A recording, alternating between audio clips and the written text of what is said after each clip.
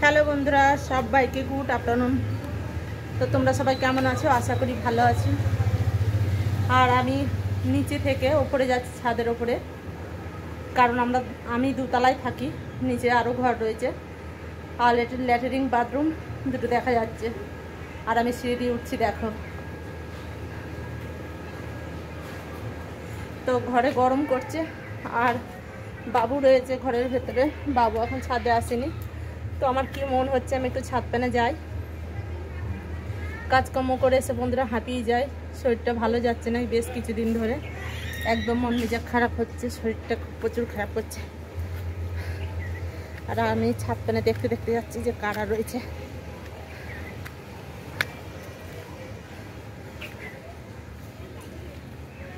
তো প্রচুর জন সব দেখছে।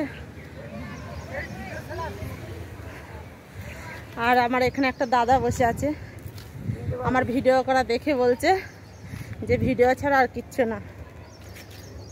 আমি দাদার পাশেই বসে পড়লাম। দাদা মুখ দেখাতে চায় না বন্ধুরা।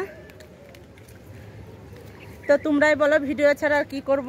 তোমাদের সাথে কথা বলা, তোমাদের কমেন্ট পড়া আমার সবচেয়ে বেশি ভালো লাগে। ওই জন্য তো আমি ভিডিওগুলো করি, যাতে তোমরা আমাকে ভালোবাসো, আমার ভিডিও দেখো, আমাকে কমেন্ট করো।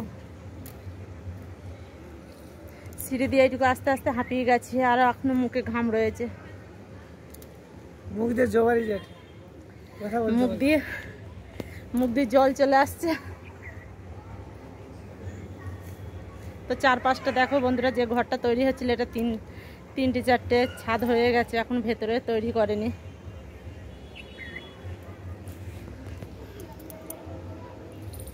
দেখো দাদা আর আমি দুজনাই বসেছি, কারণ মৌসুমটা বেশি ভালো লাগছে, ওই জন্যই বসে আছে দাদাও, আর আমিও বসে পড়লাম দাদার পাশে।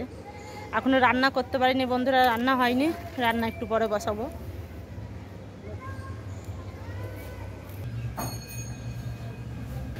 তো আমি ওপর থেকে চলে আসলাম বন্ধুরা, এসে সিঁড়িতে আবার বসে পড়লাম।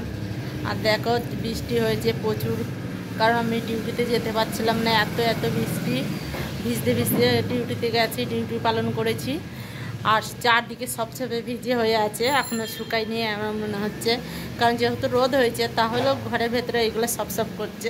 টিয়ালগুলো দেখো, সিঁড়িটা দেখো কিরম ভিজে ভিজে হয়ে আছে, প্রচুর ভিজে হয়ে আছে। আর তোমরাই দেখো পটলে মা বর্তন ফিরে গেছে,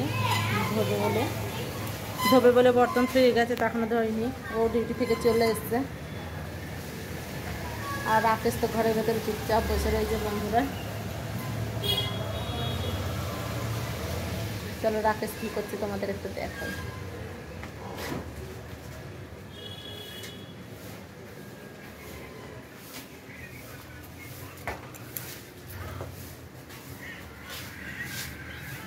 পটল মা এসে ঘর দূর ঝাঁট দিচ্ছে, আর প্রচুর অন্ধকার লাগছে এখানে। এই দেখো তোমরাই দেখো রাকেশ কি করছে।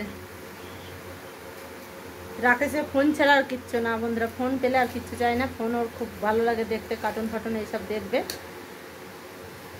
যেহেতু এখানে পড়াতে পারছি না, বাবু বাড়ি যাবে, বাড়িতে গিয়ে আবার পড়াশোনা করবে, এখানে পড়াশোনা করতে পারছে না। আর রান্না আমি বসাইনি, চুলোর মধ্যে শুধু হাঁড়িটাই বসানো রয়েছে। তো রান্না আমি এখনো বসাতে পারিনি, রান্না করব। ওই দেখো উঠে পড়েছে, বাইরে চলে যাচ্ছে, দেখেছো?